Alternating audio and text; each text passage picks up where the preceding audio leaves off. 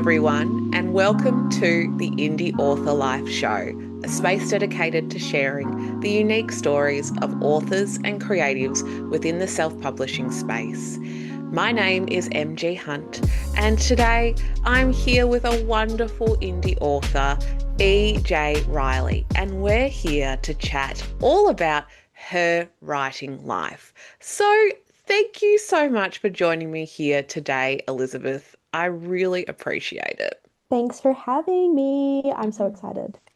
Of course, you've got your drink, you've got your nice setup, you've got the cats wandering around. So I Yeah. think we've got a good, relaxing environment to get into some of the heavy and hard-hitting questions that I have for you. Yeah, Watch I out. saw the email. I got the email with the questions and I was like, oh my God. Oh, I it's was just like, crazy. no, she's asking too many questions. I know, I'm just Um, so nosy. it's fine. It's fine. All I'm right. prepared.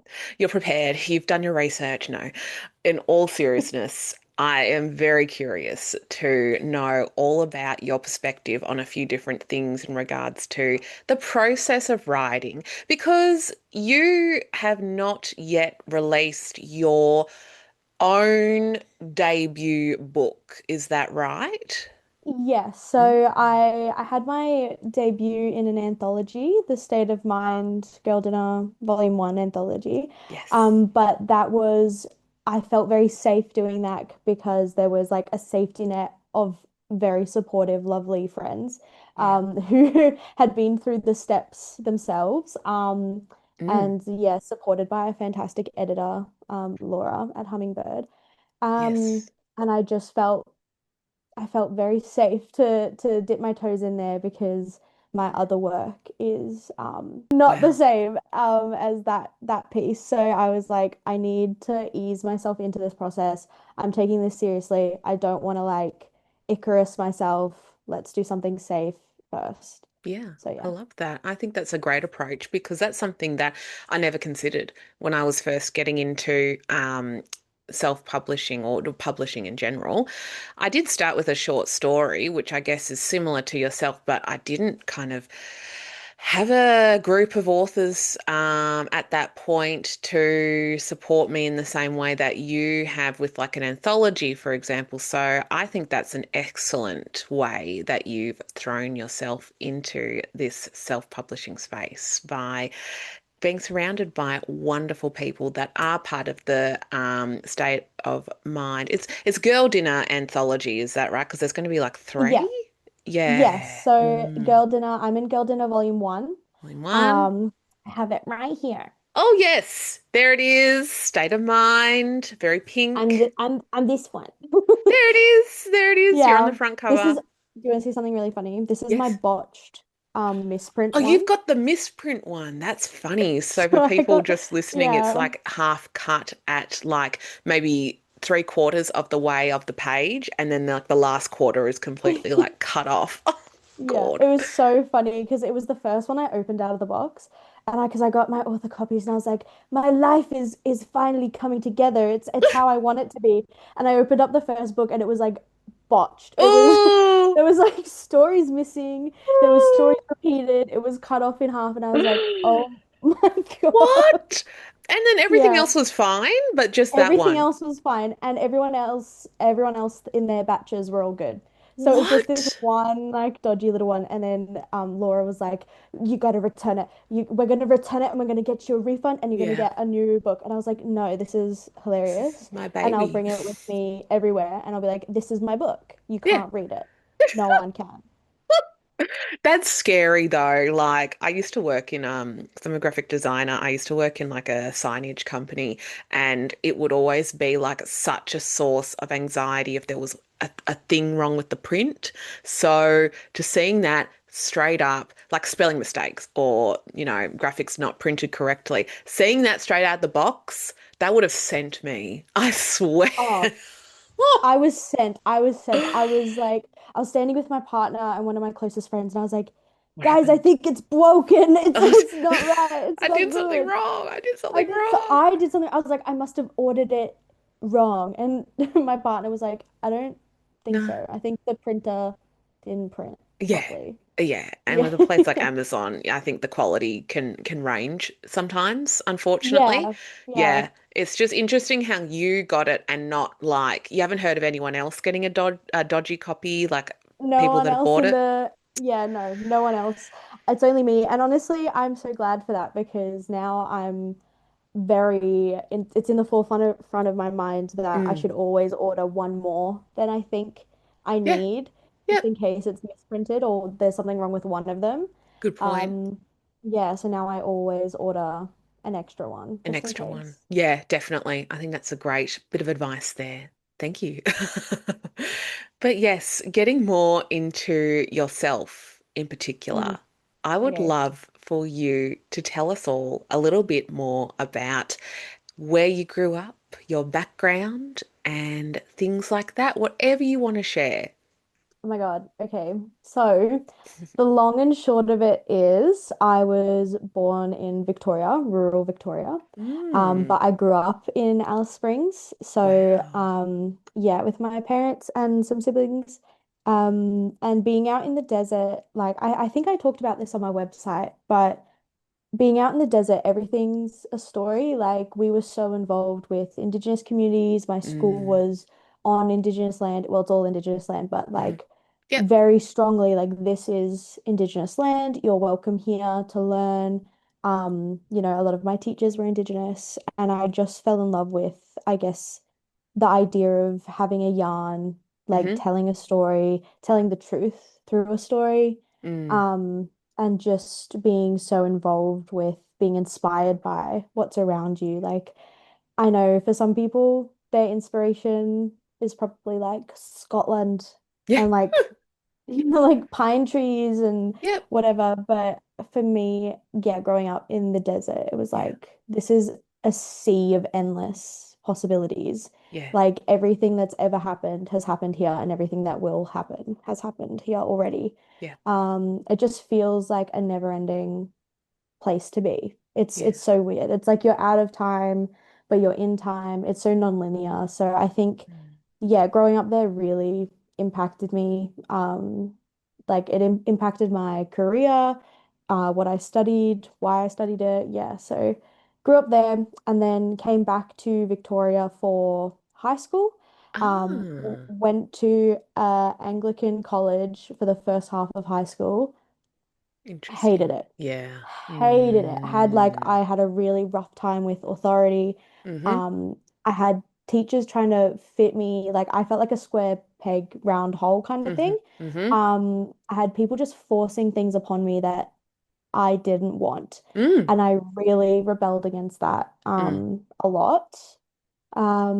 And throughout all this time, I should say, like I started writing stories when I was around 5. I used to like write stories. My dad used to buy like planks of butcher paper, like rolls, and Yeah. he would roll it from one end of the house to the other, and I would go along and write and So draw cool. a whole story. Awesome. So yeah, my parents have like these rolls of my stories that I have told growing up. And then yeah, throughout high school, especially during that rough period of like I was getting bullied. I was also not very nice. Like I was a 13, 14-year-old girl. I was mean. I was mean to my parents. I was mean to me. Like I was so like It's very relatable.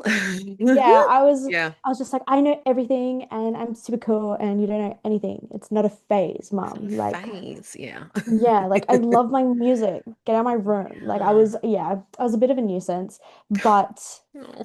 I spent all of my time writing. So Mm. at school during recess, lunch, after school, during sport Writing. period when I was supposed to be playing sport, I would hide and I'd write. Mm-hmm. Um, just was writing a story.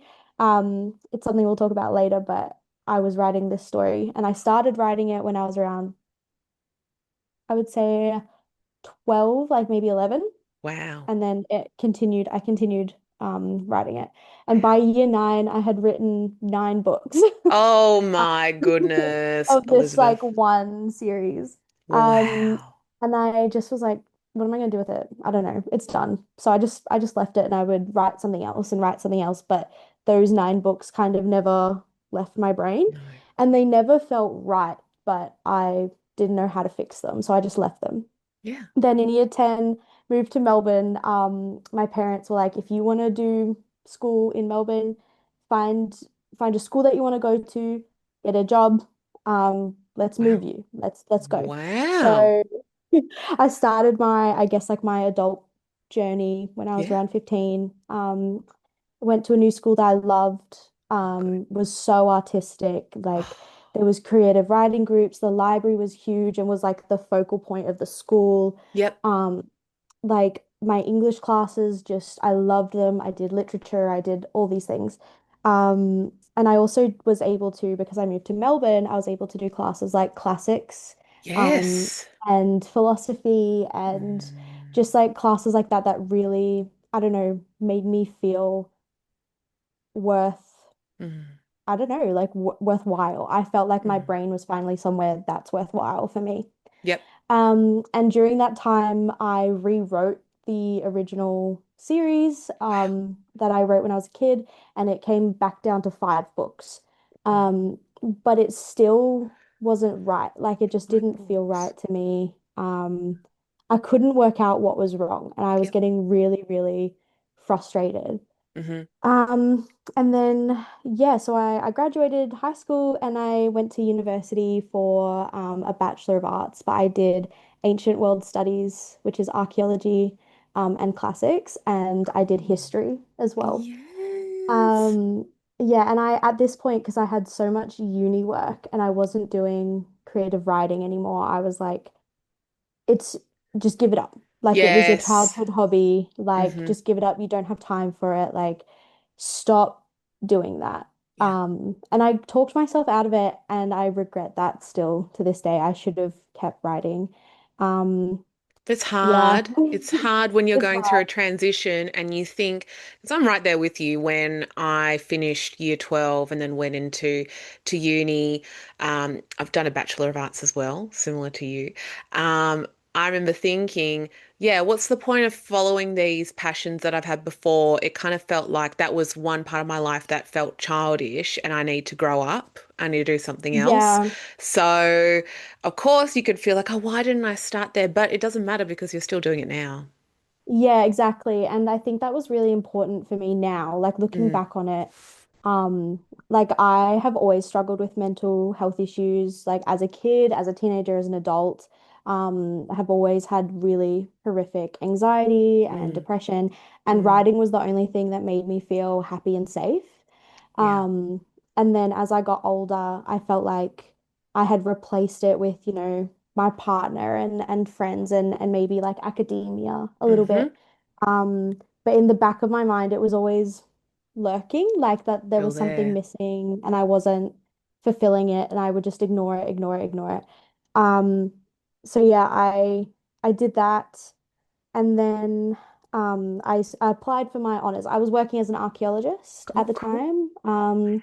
So I did archaeology. I also was working as a historian somewhere else. Wow. Um, and I worked with Indigenous people again, which was like my dream was that I wanted to work with Indigenous communities again, do what I could to like give back.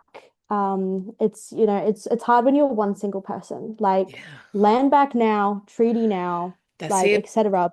But what can I do as an individual to help? Yeah. So I thought, returning artifacts back to where they're supposed to be or giving funding to different Indigenous groups for research on those artifacts. Mm. That was my intention. And then the further Wow. I got into the archaeology pipeline, I became a heritage advisor. Um, and I could see that it was all like the structure was for the white man. Yep. Like I was experiencing casual sexism at Mm. work, like to the point where I would bring it home and just feel like shit all the time. And then, being a witness to casual racism and feeling like I was the only person standing up and saying anything about it a lot of the time. Mm. Um, yeah, so that like really, really bothered me. And I was just like, oh, I was Takes in a this weird toll. stage. Yeah. And Mm. this was all going on while I was doing my honors. Um, so Oh, I was okay. like, yeah.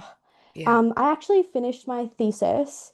but I didn't finish the coursework. So halfway through the year, I went on a holiday, like a family holiday with my partner and his family, and we were in Oh, Scotland, oh and wow. we had been there for like 2 days, and I looked at him and I was like, I don't want to do this. And he Oh, was like, be in Scotland? And I was like, no, no, I want to be in Scotland. I don't want to do my honors. I don't oh, want to be an archaeologist anymore. I'm sick of okay. it. Like, I want to write a book and I want to Wow. write my book. And so he was like, okay, let's write your Okay. book. Oh, So he helped me withdraw my honors application. There was some other stuff going on in the background, but yep. like that was the that was the key thing is that I turned around and I was like, I just want to write. Like, what am I doing? And he was like, Unbelievable. let's let's do it. So yeah, I had around 6 months off. I Yep. was like very chronically ill. I have a chronic Mm. condition called fibromyalgia. Mm-hmm. So I was in like a 6 month long flare. So I didn't work. Oh, yeah. And I just Mm. wrote. And I just wrote. And it came back. Like what I was writing was the story that I had written from when I was 11 years old. Like the 8 book, 9 book series that turned into 5 books. And I was like, oh, this is what I was missing. It was being an adult. It was always supposed to be an adult story told by an adult. And I Mm. just wasn't old enough to grasp it yet. Wow. So I'm still writing it now. I'm currently rewriting that book, which is The Seeker's Guild, which is the Yes. first in the series. So it's a big fantasy. But yeah, Mm. it's still going. But I guess that's such a long story. But It's important. Every part of that was very important for paving the yeah, way to where you are right now yeah. because it's So been a journey. yeah, I went back to do my master's at a different uni. Oh. So I studied teaching, secondary teaching. Oh, Yeah, which like just works with my lifestyle yeah. more.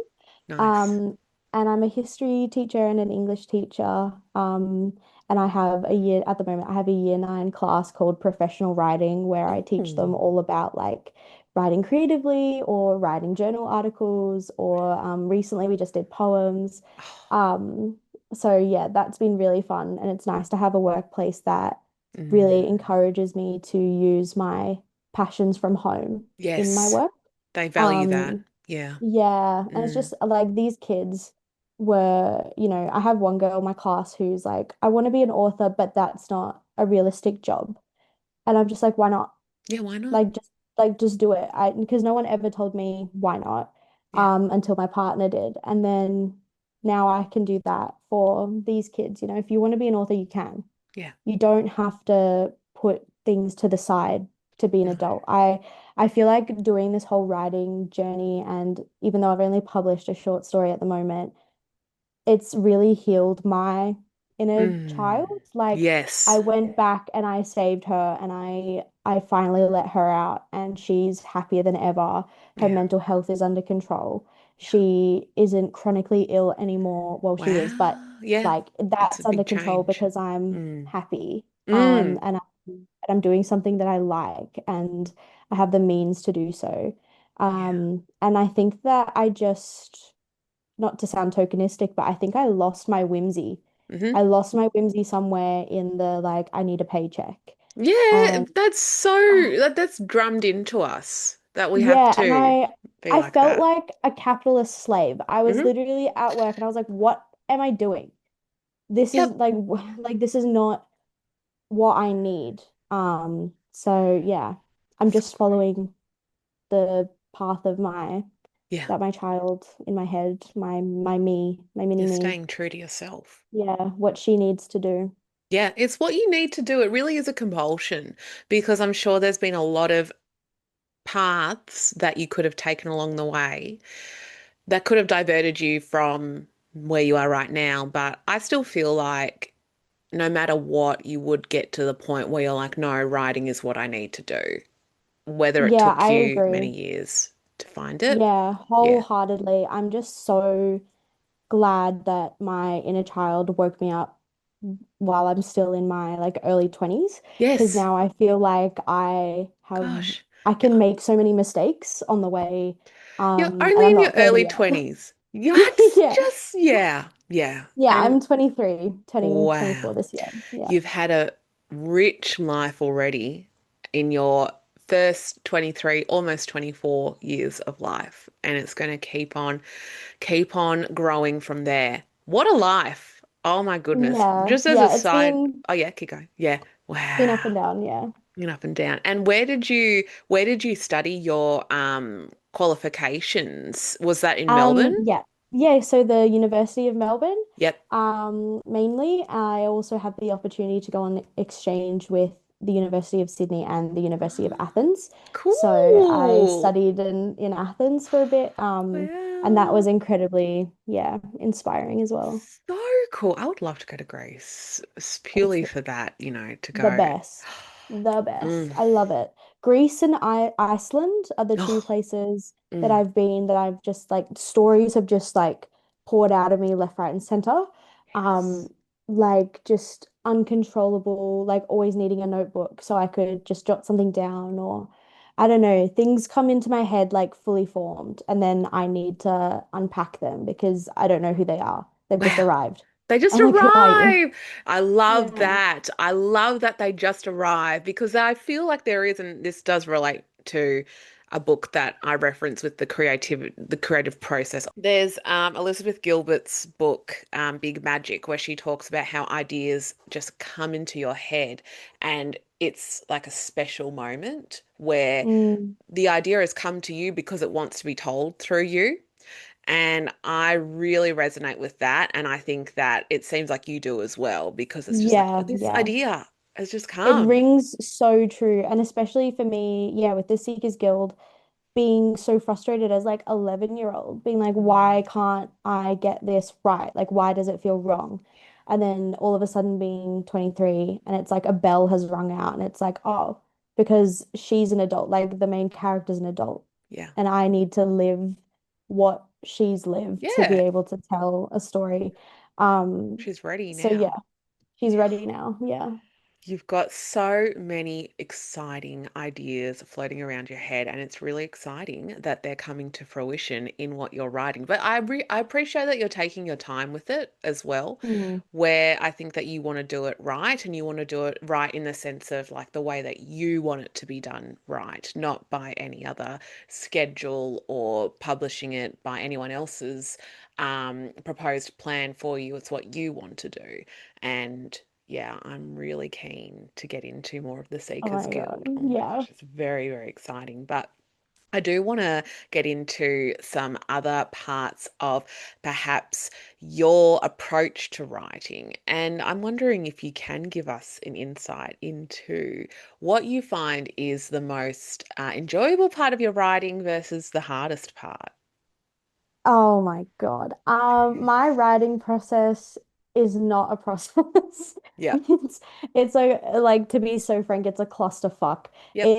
It's so all over the place. Like I will like the Seekers Guild is different because she's been with me for a long time. Like Yes. you could ask me any question about that universe and I could You'll answer know. you. Like it's an encyclopedic type of knowledge. But with other things like Pasha and June, like that Yeah. was actually just a moment. I was in a train carriage and I was like coming home from work and I one of my headphones had died, so I could Oh, only hear like the music out of one headphone. oh no. And it was the ambience of the train Yeah. like rocking this way and the whole story just like snapped into place. Wow. So I knew the whole arc, I knew everything.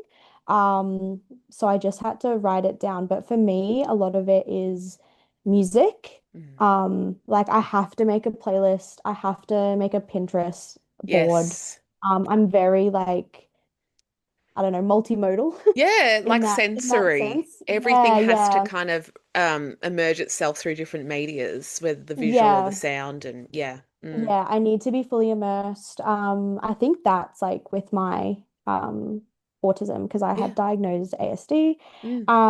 But I need to be like within that zone. And then I kind of just write it down. Yeah, Like write it the down.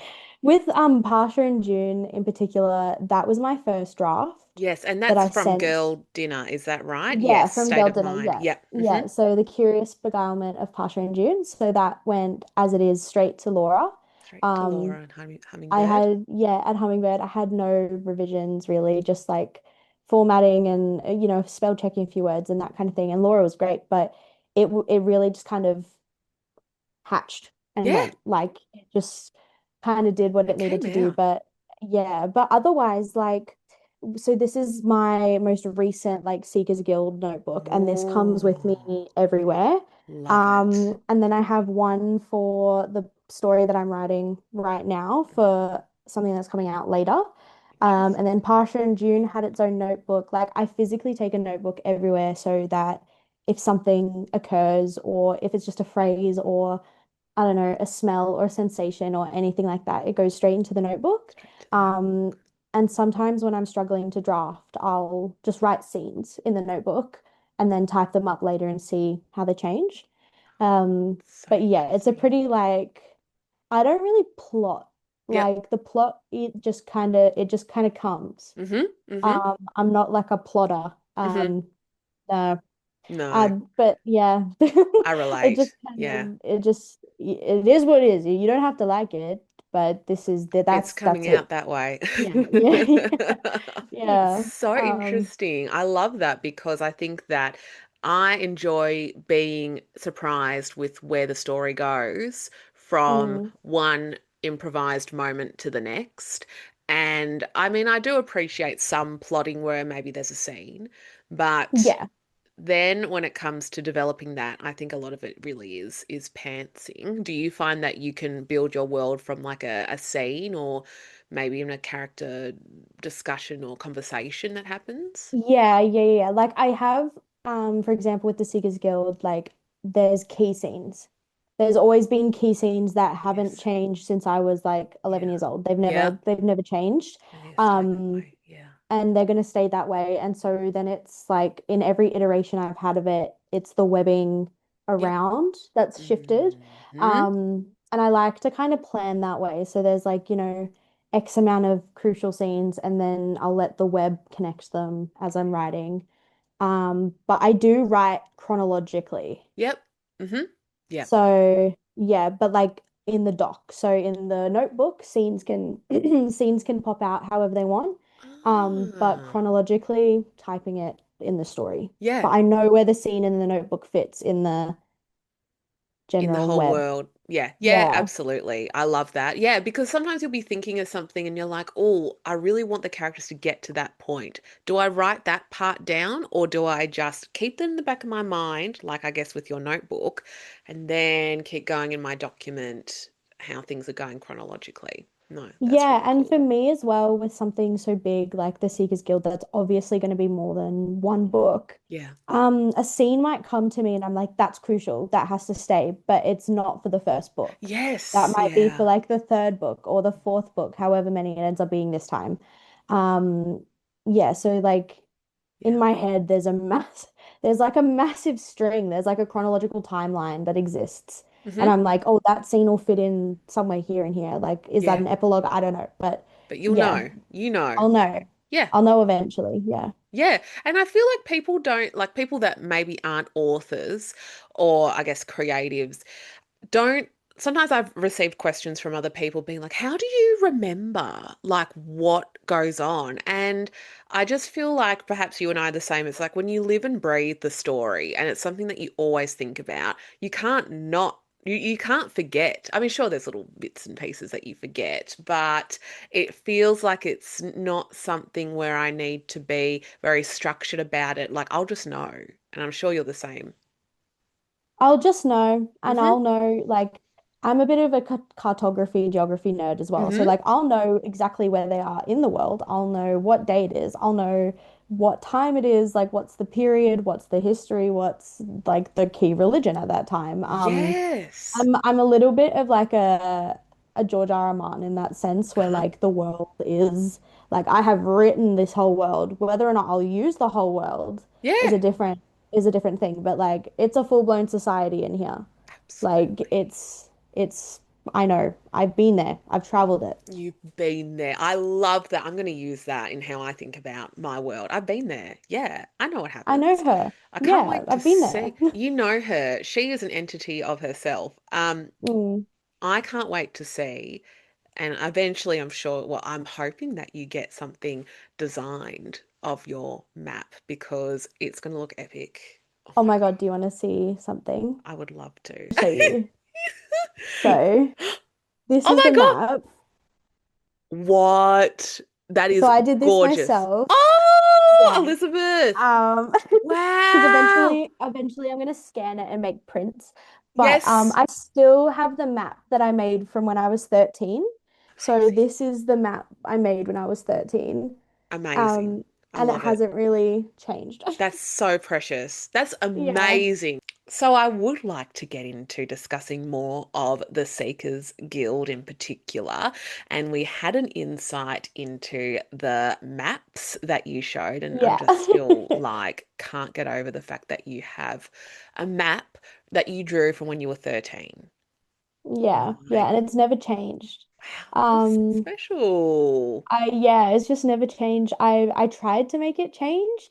At one point, I was like, this landmass does not make sense. Yeah, I was like, no, I need to take this seriously. Because I've always been into cartography, like I yeah, said. And then every single time I tried to change it, it didn't work with the story. yeah. So I was like, girl, just leave it. Just Just leave it. It's just leave it. fantasy. I Yeah, think it's just just, let it breathe. as we were saying, it's kind of like a person. It's kind of like Oh a, yeah. yeah, it's part of the whole world. And I love to see a visual representation of it. So you best believe I'll be buying a print. That's for Oh my sure. God. Well, When maybe they you come out. can do me like Oh, a cool digital print, maybe. oh Maybe we my can collab. All right, we'll talk I after this. commission you. Yeah. But yes, oh my goodness. It's so exciting that you have gone between anthologies and publishing your work that way, but also working on the Seekers Guild in particular. So I want to know a little bit about what that process is where you go and pivot between working on the Seekers Guild but then also finding the time to do these anthologies. Do you find Yeah. it a bit of like a something that you have to be structured with and plan for? Is there a different way that you approach those things? Let me know. Okay. Mm. No. Yeah, So, short answer, no. um, like, yeah, I've kind of already touched on this idea, but Mm. all the characters and the world like lives in my head Yes. for the Seekers Guild. Like it exists, it breathes, it's in my head all the time. I'm Mm. constantly thinking about it. Sometimes I have dreams of me sitting at my computer and typing stuff.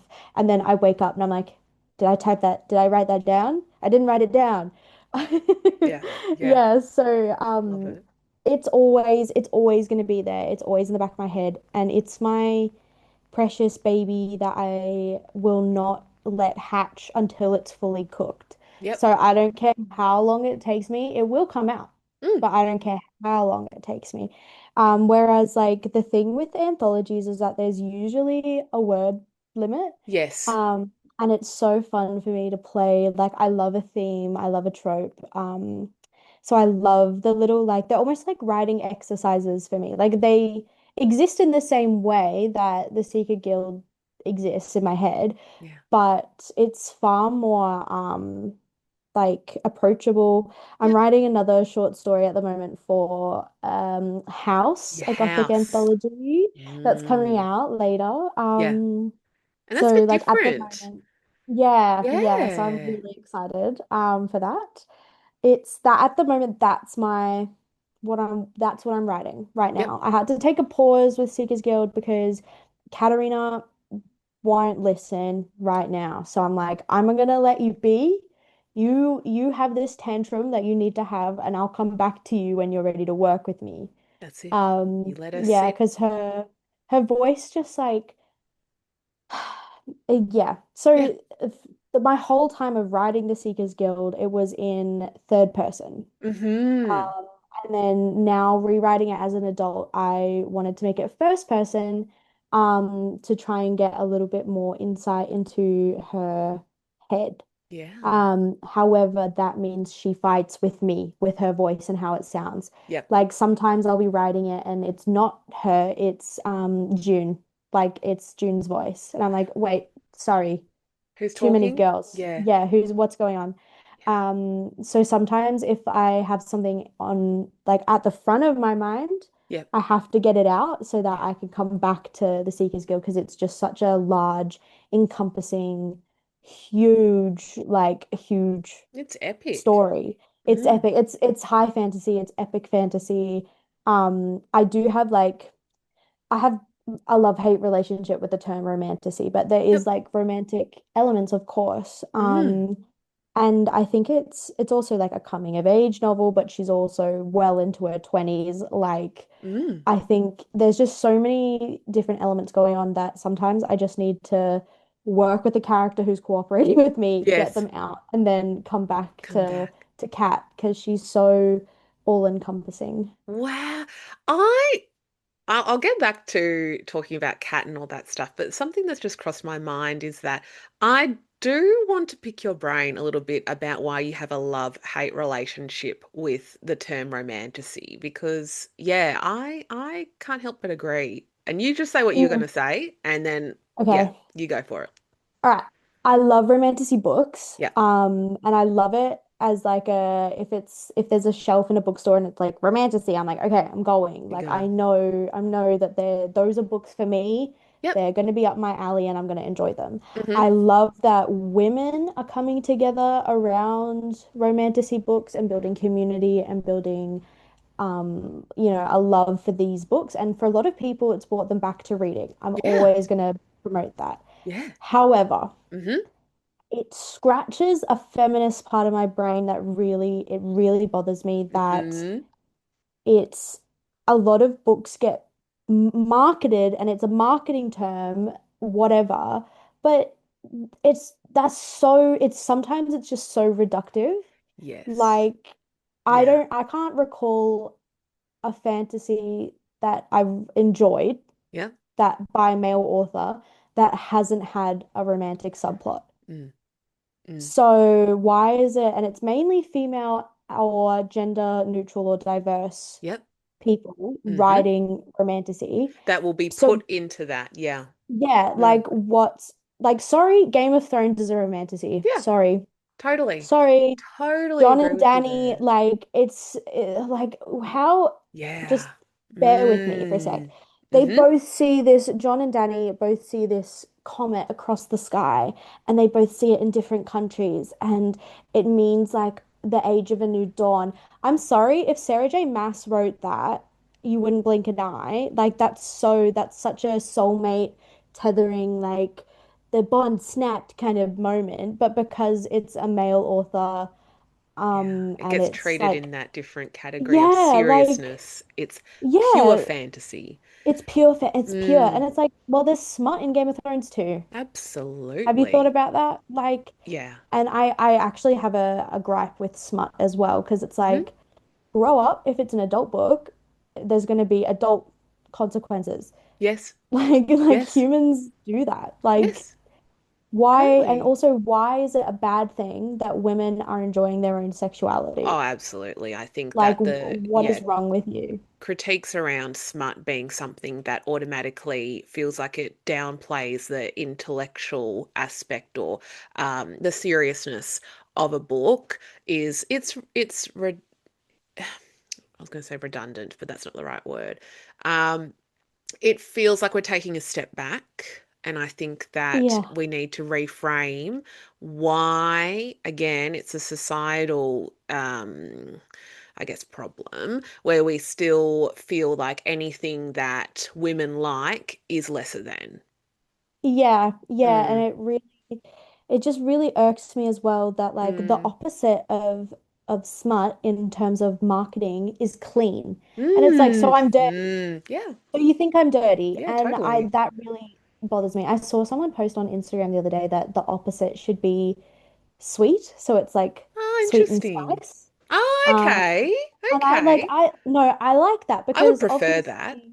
I would prefer that because Mm. it doesn't make me feel dirty for liking something, and it also might not make someone else feel like a prude or like, you know what I Yes. mean? Well, I think I, it's good that yeah. we have ratings. I mean, Yeah, ratings are important. that's Yeah. subjective, but I think having something that's a little bit like we're starting from here and it's like a neutral position, and then it is like this level of chilies rather than having So, things that are yeah, like yeah, super dirty or super bad or, all that yeah, stuff. So, but yeah, I'm yeah. really with you there. I feel like romantasy, of course, love what's being written, but I think we need to be a little bit critical about how it's being used. Yeah, and language has Mm, power. it does. Like you can say something without an ill intent, Hmm. but someone can still receive it with ill Absolutely. consequences and ill feelings. And I think also for me as an individual, engaging with the term romantasy makes me feel like I'm operating within the patriarchy, Hmm. but I'm also like rebelling against it. And it's that's what I mean by love hate. Like Yeah. it feels very sometimes I'm like, oh, what am I doing? Like and then I'm Mm. like, no, I want to engage. I want to do Yeah. this. I want to support. Like, I write this. There's nothing, you know. And I Yeah. saw Kelly Hart speak in Melbourne for her Brimstone tour, and she had a really good point about how marketing goes through cycles. Yeah.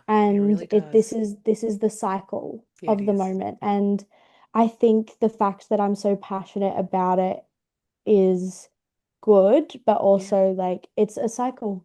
It'll come and go. There's probably going to be like a different term. Um, Mm. I you wonder what know, that would be. who Yeah. knows? Yeah. I just hope it's not going to be a gendered term. I just think that, well, I mean, we surely have evolved in a society from, calling things women's fiction or, all that stuff. Of course, there's a Yeah. place for it when, it is about feminist topics, but yeah, I think that this is something that will keep evolving and it will be good. I'm waiting to see a male author come out with a romantasy or something like Yeah. that. That'd be great, Yeah. Yeah, I want to see an ally male author write Horseling. Yes, I want to let's see it.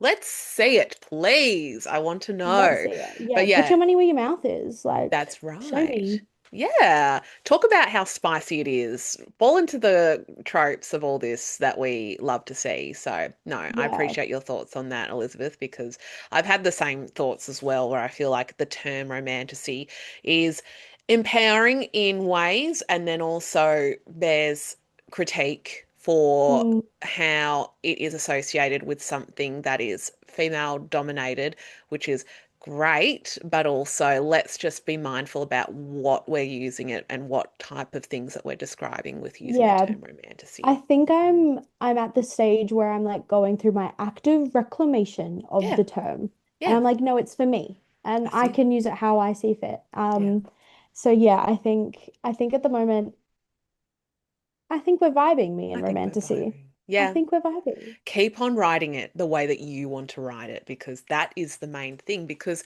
Seeker's Guild, as you said, is a labor of love. And it is something that is slowly you're chipping away at it. You've got your characters that have things to say to you in their own time. So I am really curious to get into more of an explanation about what the Seekers Guild is about. Oh my God. So can you please enlighten us about what is the Okay. Seekers Guild about? Uh, so it's about a lot of things. Yeah. It's about a lot of things. No, the book centers around Katerina. She is the second born of a royal line. Her older brother is like the crown prince. He's gonna take over. And she had this fear of being seen as a useless spare. And she just didn't want to be this spare heir, you Mm, know, God forbid something happens to her brother. mm, And so she gets accepted in this world. There's an academy that studies outlaw magic and also artifacts and philosophy and the sciences. They also do all of the weddings and the funerals, and there's kind of like academia meets religion in this yep. world. So she goes to academy and she trains. She has a small amount of magic, they think. Turns out to be a large amount of magic. But they don't know where it's come from because her siblings don't have any and her parents don't have any. Just one in a generation kind of blip. Yep. And she trains and she becomes the head of the academic militia, called the Seekers Guild, and they are made up of few select magicians, I could say, or magic using fighters. And they are a group who they travel around and they find artifacts or pieces of illegal illegal Mm. substances or fey relics Mm. or anything that relates to magic because magic has been outlawed outside of the use of the academy. Yeah. And they dole out the consequences. So a lot of that means a death sentence, or a lot of the time they might burn a village as a consequence, or Wow. take, you know, rations away if they're a rationing village. Um, Mm. and they are kind of like the bridge between the royal, um, what am I trying to say? Like the Yeah. royal military Yep. and the academy. So, and Kat is at the spearhead of that Yes. guild. It is interesting how you've got different types of military sections. So in Yeah. academia, academic militia, is that what you called it? No. Yeah, that's Yeah. what I call it. Yeah, Mm-hmm. like an Yeah. academic militia. Like they've trained Mm. their minds as much as their bodies. Like, yes, they can fight and she can slam you to the ground, but she Mm-hmm. also could recite like a full history of an ancient society, if needed. And I think that that's really important. I was really inspired by how a lot of terrorist groups target historical locations to help Mm. erase culture and legacy and Yeah. history. Yeah. So like there's no doubt about it. Like Kat is a terrorist at the start of the book. She works for this terrorist organization, and just because they're hiding as academics doesn't mean they're any less of a terrorist group. And Mm-hmm. she does actively terrorize the community and you know, Yeah. the land surrounding, and she's not great. Like Yep. she knows it's rough, but she feels like it's a little bit too little too late. She can't leave. Um yeah, Yeah. she's stuck in it. Yeah. She's indoctrinated into this whole Yeah. world. And I think that's also something that you see with, I guess, if we're getting into like the politics and terrorism and following a strong belief, it does feel like you're in it. A lot of people can feel like they're in it too deep to stop now. But I'm curious to see how Cat, I can call Yeah, her Cat. Katarina, Yeah, cat. Yeah. Yeah. I'm curious to see how her morality will evolve. So it already seems like you've got a real thick plot brewing that has a lot of Yeah. political intrigue. Yeah, a lot of political intrigue, a lot of Yeah. politics, Mm-hmm. but I want to write it in a way that's digestible. Yep. I've mentioned Game of Thrones a few times. Like I'm a Game of Thrones fan, like fanatic. Yep. And I often felt like a lot of the politics was hard to swallow and hard to digest, Yep. which for some people can ruin, I guess, the plot, like Experience. because they Yeah. don't know why the characters are acting like they Yes. are. Yeah. So Kat is very much, she's aware of her indoctrination. She knows. Yeah. But she also knows that there's little other option. Mm-hmm. Because if she's involved, then her brother doesn't have to be involved because Mm. they have a royal in the academy, and her Mm. younger sister doesn't have to be involved. Um, Mm. yeah, so she Yeah. works There will for, be some family yeah. dynamics in that as well. It is reminiscent, I guess, of yeah, the intricate details with Game of Thrones. But I do like how you are also trying to make it a little bit more digestible because I totally agree with Game of Thrones. I got very confused, and that's just no other way to describe it. I was like, oh, okay, we're going here. Yeah. That's fine. And look, it's fine to be, not spoon fed or anything like that. But Mm. I appreciate that you are trying to make it, I guess, even more accessible in some ways. Yeah, Yeah. yeah, definitely Mm, accessible. And I think as well, like there's this barrier between readers and high fantasy that you have to prepare. Like, mm. I don't know, like so many of my friends like, oh, I'm starting my research for Brandon Sanderson and I'm Oh, preparing. And I'm I've like, never heard of that.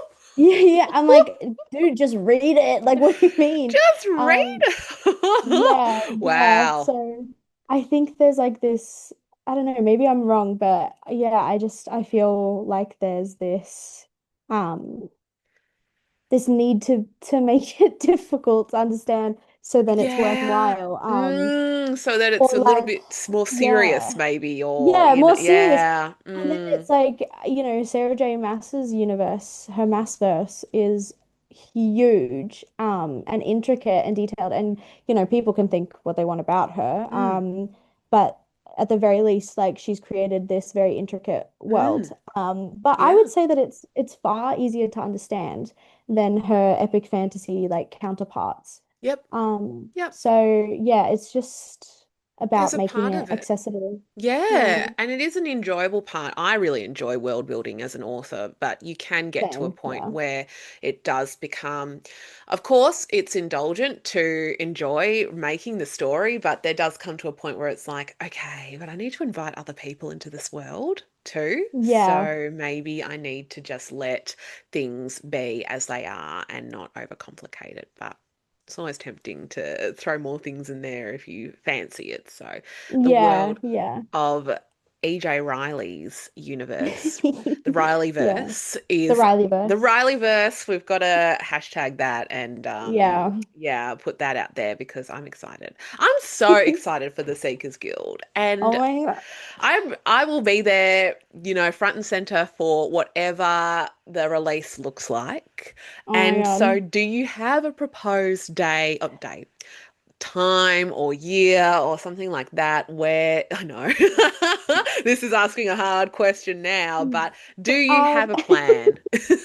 I have a plan. So Mm, I graduate my master's in July yep. and then go into full-time work. However, I like a good work-life balance. Mm. And I'm hoping to get it ready and done to a standard that I'm ready for. I want to send it to an editor by December. Oh, awesome. If Yeah. that doesn't happen, don't shoot me. But I I appreciate that. that's Yeah. the plan. That's the plan. Edited by December, but Yep. hopefully that I'm trying to spoon feed people my short stories so that Yes. if they like my style, I'm like, well, come on in. There's a big book a coming. Absolutely. Um, That's how you got yeah. me. Because I was thinking, okay, so she's doing some stuff with the short stories. There's got to be more. And sure enough, Yeah. there Yeah, is. there is more. There is more. And no, I just love a short story. I love different styles as well. Like I've also got a short horror Love cooking as that. well.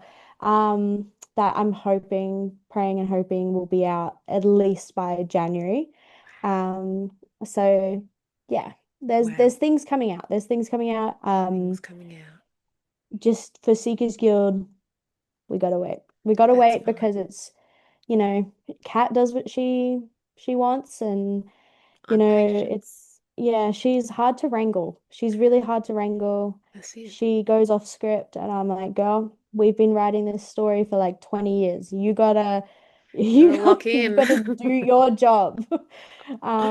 But Yeah, it's so hard to control. Yeah, it's I hard get to that. control. Yeah. Yeah, but I love talking about it. Like I'll Yeah. talk about it day and night, like whatever gets people excited. I think because I know it's not going to change much, I'm so fine with like posting about it and talking about it Yeah. because It's like I know really what's going to happening. happen. Like It's it's on really its happening. Yeah, way. it's on It's its way. so probably maybe next year, it I'm sounds like, hoping, I'm for book one. hoping book one Book one. sometime next year, and then the rest of the books should be quicker than that. I'm Yeah, hoping like they one a probably will. year, Wow. hopefully a year and a half. But yeah. That is so exciting.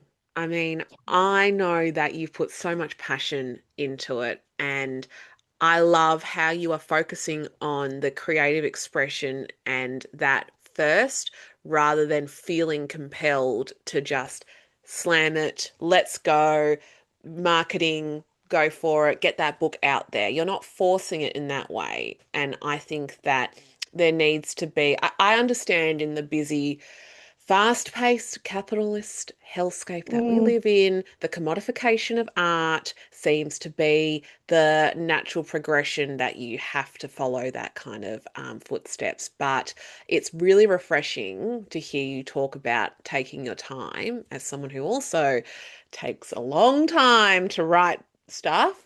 I see you and I yeah. appreciate you because there's no use in rushing. I know I'm very excited, but I'm patient. I'm patient Yeah. because I understand this is your process. This is the creative process. So it will happen when it happens. And I think as well, like, yes, it's a project I want to put out for other people to enjoy, Yeah, but I'm not doing this for anyone else. that's Like, right. this is the little me who needed to tell this story, and she doesn't know what money is. No, She's like care. 6. She doesn't know. She doesn't care. She just knows that Kat needs to go through this, and it'll happen when it happens, and she wants to hold the physical book. So.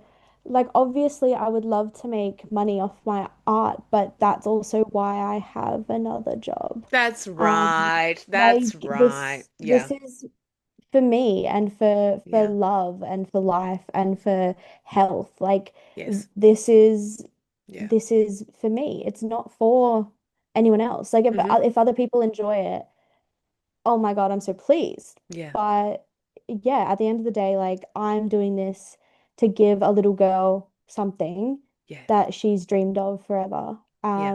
And nothing's more like important than that for Than me, that. you It's know. so exciting. I can't wait for the release, but I'm also always going to be all ears open and eyes watching what you post on your social media. And when we chat on social media, I'm very keen to hear all the updates that relate to that. I will start to wrap up this wonderful chat that we have.